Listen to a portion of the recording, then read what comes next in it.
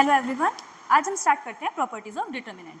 चलो इसको देखते हैं। प्रॉपर्टी, पहली प्रॉपर्टी क्या कहती है हमारे पास? पहली प्रॉपर्टी कहती है इफ ईच एलिमेंट इन ए रो और कॉलम, रो या कॉलम एक जने की बात करेंगे, ऑफ डिटर्मिनेंट इज जीरो। अगर किसी भी डिटर्मिनेंट में पूरी एक रो या पूरी एक कॉलम अगर जीरो है तो उस डिटर्मिनेंट की वैल्यू क्या हो जाएगी? जीरो। जैसे देखते हैं, अगर एक डिटर्मिनेंट है हमारे पास 2 क्रॉस 2 पे चलते हैं, ये 2 है हमारे पास, ये 3 है, और इसकी एक कॉलम क्या है हमारे पास? जीरो है। या फिर हम कैसे ले सकते हैं, और दूसरा एग्जाम्पल यहाँ पर 0 0 2 4, या फिर हमारे पास क्या है, एक रो जीरो है।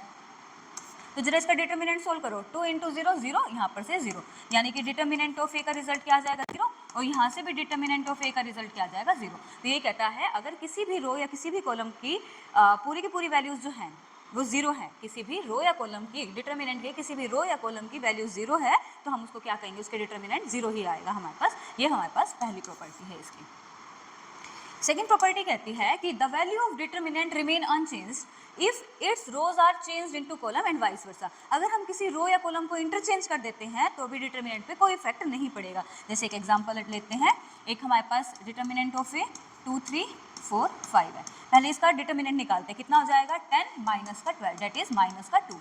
अब मैं क्या करती हूँ, मैं इसको क्या करती हूँ, ऑपरेशंस लगाते हैं और इसको चेंज करते हैं। देखो ये R1 है, अगर मैं यहाँ पर ये क्या कहता है, अपने पास अनचेंज रखते हैं, जब रो को हम किस में चेंज करते हैं? कॉलम में। अगर मैं R1 को इंटरचेंज कर रही हूँ किसके साथ? C1 के साथ, यानी कि रो को मैं क्या कर रही हूँ? कॉलम में कन्वर्ट कर रही हूँ। यानी कि मैंने क्या किया, 2 3 है, ये कर दिया, ये यहाँ पर ऐसे कर दिया, और ये 4 5। अगर मैंने सारी रोज और कॉलम को क्या कर दिया? इंटरचेंज कर दिया। ये कह रहा है कि the value of determinant remain unchanged. Determinant की वैल्यू क्या है? अनचेंज रहेगी जब हम उसकी रोज को किस में? कॉलम में चेंज कर देंगे, या कॉलम को रोज में चेंज कर देंगे। अब जरा डिटर्मिनेंट मतलब ये R1 को C1 में चेंज कर दिया, R2 को किस में चेंज कर दिया?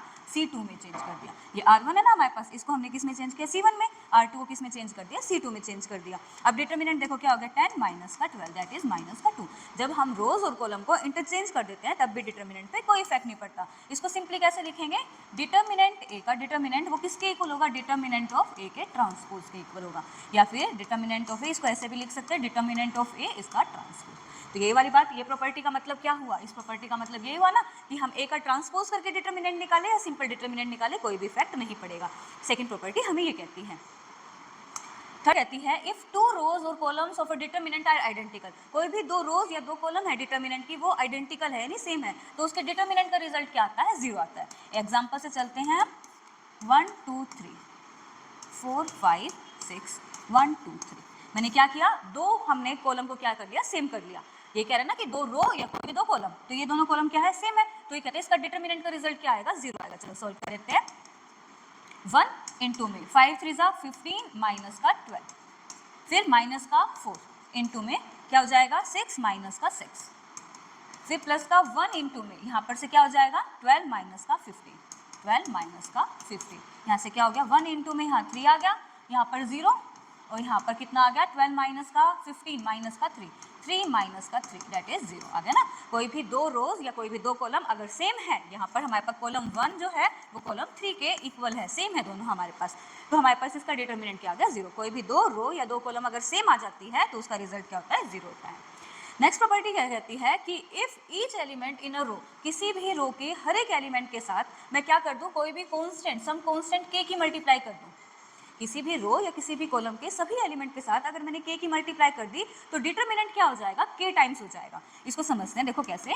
अगर एक मैट्रिक्स है हमारे पास 1 2 3 4, अगर मैंने इसका डिटर्मिनेंट निकाला, डिटर्मिनेंट निकालेंगे तो कितना हो जाएगा? 4 माइनस का 6, दैट इज माइनस का 2। ये हो गया हमारे पास। अब मैंने कहा कि क्या करना है, R1 के साथ मेरे को क्या कर देना है? 2 की किसी स्केलर की मल्टीप्लाई कर देनी है। R1 पे ऑपरेशन लगाया मैंने, क्या कहा? R1 के सभी एलिमेंट के साथ मैं क्या कर दूंगी? 2 की मल्टीप्लाई कर दूंगी। तो क्या आ जाएगा हमारे पास रिजल्ट?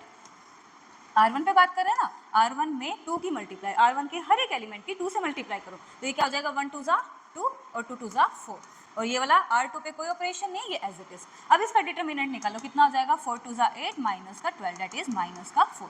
हो गया ना इसका डबल। ये कहता है k टाइम्स हो जाएगा। मैंने 2 से मल्टीप्लाई करी है तो डिटर्मिनेंट जो हो जाएगा वो 2 टाइम्स हो जाएगा, यानी कि -2 का 2 टाइम यानी माइनस का 4 हो जाएगा। ये कहता है किसी भी रो या किसी भी कॉलम के, हम एक रो की बात करते हैं, एक रो पे अगर हमने k से मल्टीप्लाई किया है तो डिटर्मिनेंट कितना हो जाएगा? k times. अगर मैं यहाँ रो 1 पे भी 2 से मल्टीप्लाई कर देती, रो 2 की भी मैं 2 से मल्टीप्लाई कर देती, तो क्या रिजल्ट आता मेरे पास?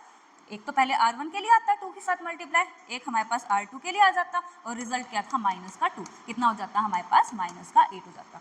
मतलब जितने एलिमेंट्स के साथ, ठीक है, ये है हमारे पास ये प्रॉपर्टी है। नेक्स्ट क्या कहता है हमारे पास, अगर हमारे पास यूँ हो कि ए बी की मल्टीप्लाई करी हमने, फिर उसका डिटर्मिनेंट निकाल दो, या फिर हम क्या कर दें डिटर्मिनेंट ए का निकाल दें या डिटर्मिनेंट बी का निकाल दें, फिर मल्टीप्लाई कर दें, बात सेम रहेगी। ये हमारे पास एक नेक्स्ट प्रॉपर्टी होती है कि हम ए बी मैट्रिक्स की मल्टीप्लाई करने के बाद डिटर्मिनेंट निकालें, या ए मैट्रिक्स का डिटर्मिनेंट निकाल दें, बी मैट्रिक्स का डिटर्मिनेंट निकाल दें, फिर वापस मल्टीप्लाई कर दें, तब भी रिजल्ट सेम आता है।